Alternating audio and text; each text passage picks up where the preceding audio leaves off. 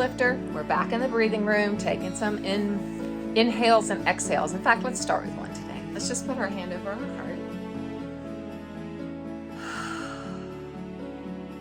You know, the minute I do that, the grounding energy that my hand gives to my heart makes me immediately take a deep breath. It's really phenomenal. It's beautiful. We're in part 1, tool 1. That's going to be on page 39. And I want to remind you, we're in the envision movement, part 1. Envision means to imagine as a future possibility, visualize, to picture mentally. So right here at the beginning of Stronger Every Day, 9 Tools for an Emotionally Healthy You, I am asking you, what do you want to create? What do you want to do with your beautiful life? What do you want to do with it? What's the next most beautiful thing you want to create, as Dr. Kurt Thompson challenges us? Meaningfulness. I step across the threshold of my meaningful new story. In tool 1, we talk about gutting down to our emotional bones. I have a little contracting language in tool 1. I talk about my son and his wife and their home in Kansas, their fixer-upper, that they had to gut to its bones, its good bones, its construction term. And so I just borrowed from that term, and they realized that this old, very old house, in fact, I think it's like 100 years old, had really good bones and was worth gutting to the good bones in order to love it back to life. So I ask a very important question in tool 1, and I think it's the question I'm going to sit with today with you.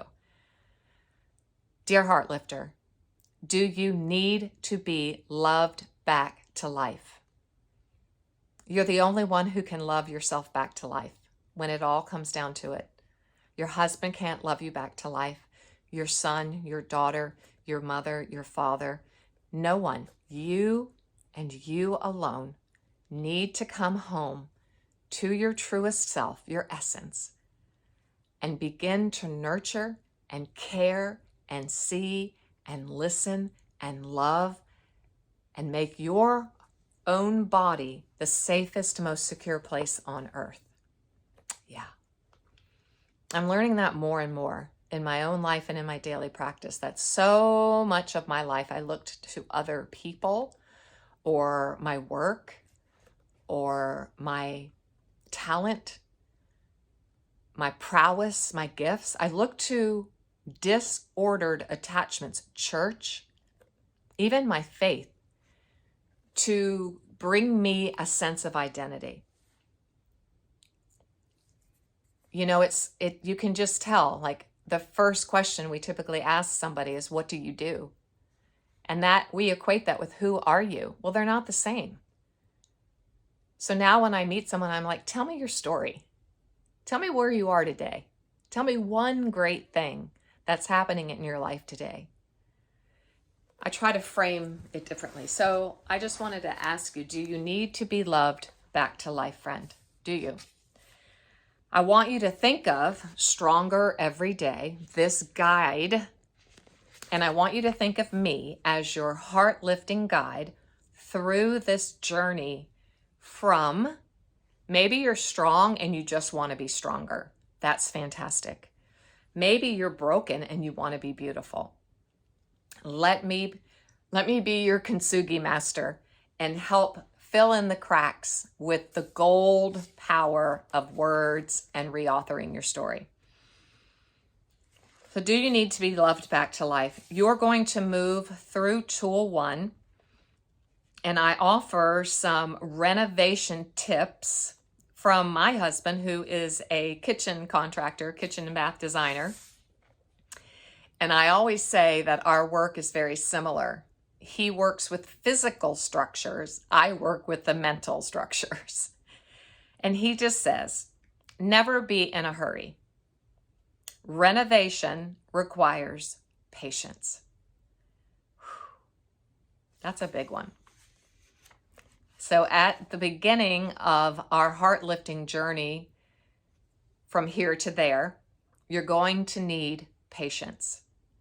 You will not heal overnight. I cannot wave a magic wand. I wish I could. God doesn't have a magic wand. He does have a suddenly, though. But that suddenly, it usually has a lot of time before it. Remember that nothing of great value is done quickly. Expect the unexpected. I'm going to add to that. Things will go wrong. Yeah.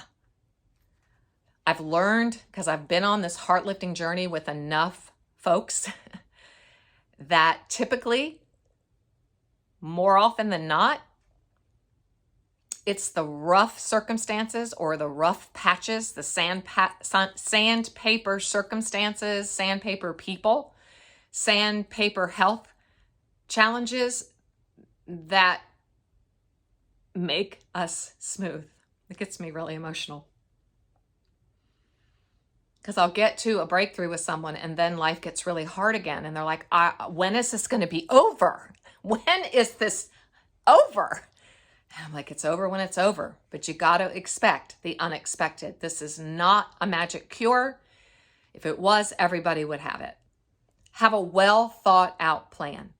That's what I've tried to do here in Stronger Every Day, is give you a well thought out guide that will help you if you take the time and the energy and the grit to do what it says and to work through until your old narratives, your old rhythms are integrated into new rhythms and new patterns and new ways.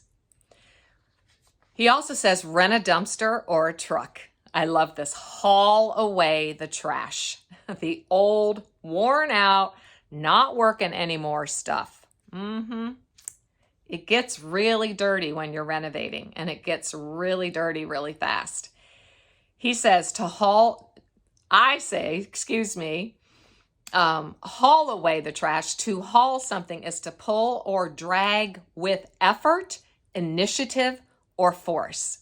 Okay, that's worth repeating, because if you want to be loved back to life, my friend, my dear heart lifter who's starting this journey,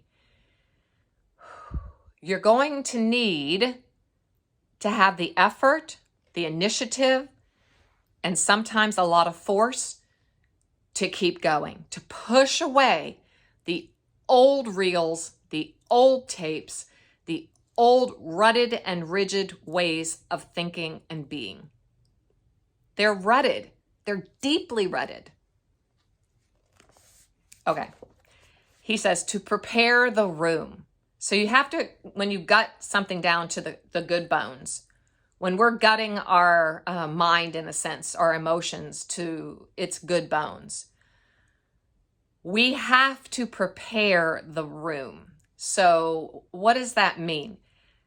King David said it this way: create in me a clean heart, restore within me a sense of being brand new. I love this version. It's from The Voice, I believe. I'm not sure, or The Message. I love this version's interpretation of David's plea. Create hints at making something out of nothing. It assures that we can live into our beautiful new story. So in order to be loved back to life, we gut ourselves, we gut to the bones, our good emotional bones. We get out all the trashy ways of thinking, the stinking thinking, all the negative things, and that takes time and more patience as we rewire our brain. And then tear down any and all walls that need to come down. I don't think I need to talk more about that. That's pretty clear. And then acquire new tools and equipment. Yeah. New beginnings mean new equipment. New ways of seeing and doing things. 9 new tools. One of my clients says weapons. 9 new weapons to fight this battle we call life. And then finally, celebrate. Once it's all done, we'll just have a heart lift party. I can't wait till we can all really, really gather in complete ease and peace of mind post this COVID and all of its variants. and celebrate the beautiful new minds that we have created as a result of applying these 9 tools. We will do that. We will do that. So you're going to work through and think about those beautiful reconstruction, renovation thoughts. And there are beautiful exercises in the end of the chapter for you to do. So be sure to listen to the podcast that has to do with Tool 1, Step Across the Threshold, the Pursuit of Meaningfulness, and hop over to Stronger Every Day, our Facebook online community, which you can just find all of this on my site, janellreardon.com. You'll see the blue box. Just put your first name and your email, and I promise you will get nothing but something valuable to your inbox. I'll see you next time.